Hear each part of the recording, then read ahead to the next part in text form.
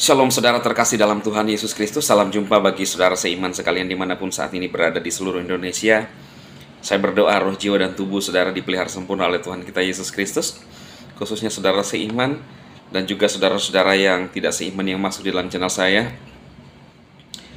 selalu sehat, baik-baik keadaannya. Ya, saya memberkati rekan-rekan sekalian, saudara-saudara sekalian. Amin. Saudara, seperti pada judul yang saudara lihat di thumbnail ya, itu adalah karya daripada saudara-saudara kita dari Muslim yang mengedit foto-foto daripada Pendeta Saifuddin, lalu mulai menghujat dan kemudian memaki ya. Channel itu saya sempat intip ya, saudara, saya baru melihat channel itu dan saya lihat judul-judulnya dia membahas Pendeta Saifuddin kebanyakan, saudara. Ya. Ada yang ngomong atau yang berkomentar di channel saya, kenapa bahas terus Pendeta Saifuddin? Ya sama halnya, lebih banyak mereka saudara kita yang dari Muslim membahas Pendeta Saifuddin daripada yang Kristen sepertinya ya. Tetapi apa yang mereka lakukan, memaki-maki, menghujat, bahkan mendoakan, kurang lebih seperti ini ya kalimatnya. Semoga saja dia bisa makan tetapi nggak bisa ketelan, kena asap, saudara. Pendeta Saifuddin katanya ini. Dan dia bilang bahwa orang Kristen yang mengatakan Pendeta Saifuddin pintar, maka orang Kristen itu bodoh juga ya.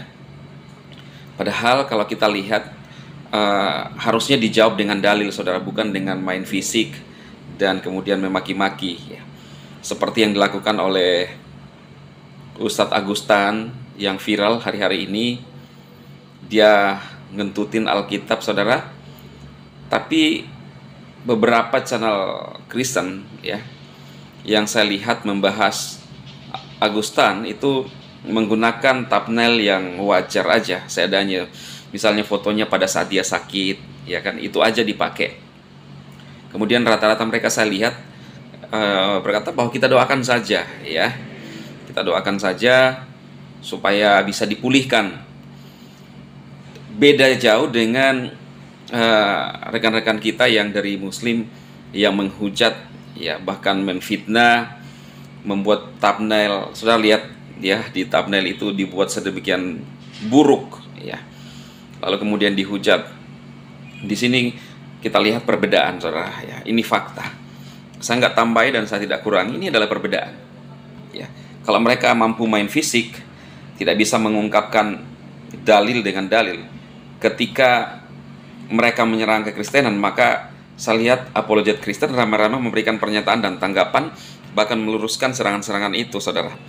Dan uniknya, kadang-kadang justru mereka menggunakan Bible untuk menyerang sendiri kekristenan. Ya, apalagi mereka yang meninggalkan Kristen, kemudian masuk Islam, itu belum move on, saudara. Terus membahas kitab suci orang Kristen, kemudian dijelek-jelekkan ya, memfitnah Tuhan Yesus menikah, padahal di dalam Bible tidak ada ayatnya Tuhan Yesus menikah ya. Katanya kitab suci kita sudah dipalsukan, yang mana aslinya? Tunjukkan aslinya. Jadi mereka membangun narasi-narasi memfitnah sesuatu yang tidak ada di dalam kitab suci kita, saudara.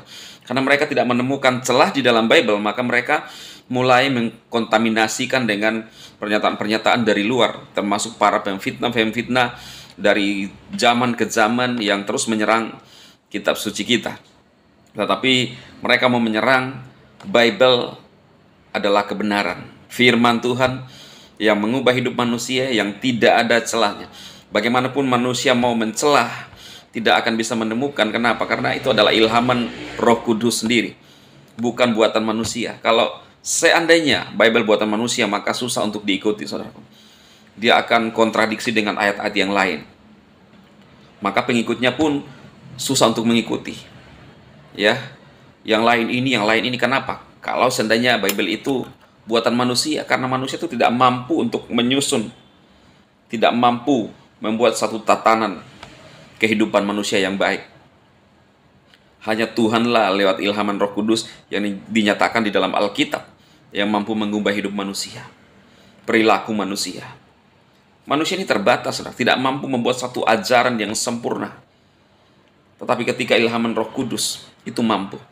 Bayangkan saudara, tanpa bertele-tele, di dalam kitab suci kita, Bible kita, hukum yang pertama apa?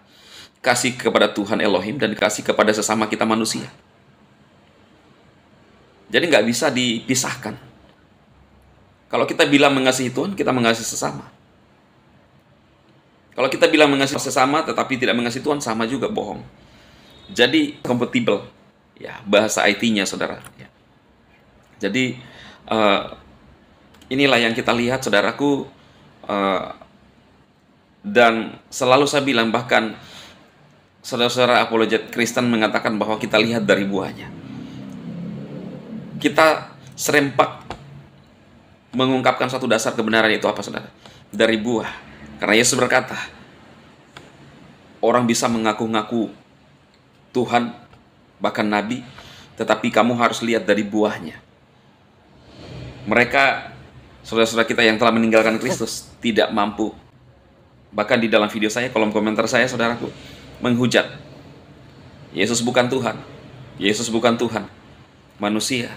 Padahal kalau mereka mengerti tentang toleransi, sama seperti kita, ngapain kita nyatakan kepada mereka bahwa ini bukan ini, saudara ya.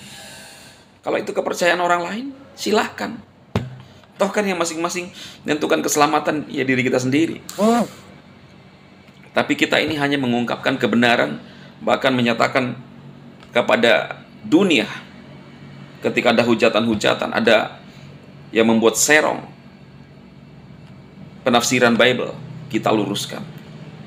Biarlah apa yang saya sampaikan kali ini, saudaraku, membangun iman saudara seiman, menguatkan saudara seiman untuk tetap teguh imannya dalam Tuhan kita Yesus Kristus. Jangan pernah goyah.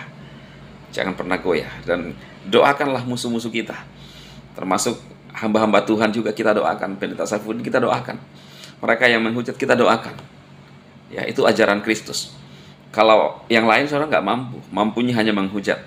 Ya, inilah fakta. Tuhan memberkati saudara sekalian. Amin.